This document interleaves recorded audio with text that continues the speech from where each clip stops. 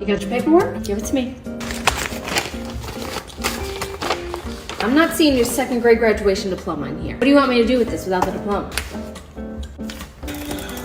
Okay, it says here we can take refrigerator art from your mom, but only if it's been hung up on the refrigerator for more than 2 weeks. Anything else, we're not taking it. Did you bring that? You didn't bring everything that you need. I don't know what you want me to do with this. All right, where's your ID? Did you bring that?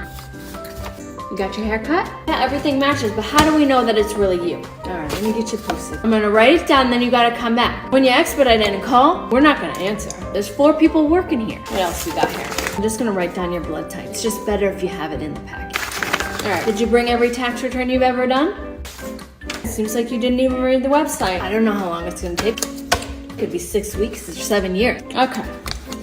When you come back in, everything's gotta be stapled the right way, or they won't accept it. Did you bring a checkbook? It's gonna be $1 million. You're gonna write that out to the government. I'm gonna put these right here, and you just come back when you have everything. We're gonna make you wait again. 75,000 hours. Okay, honey, have a good life.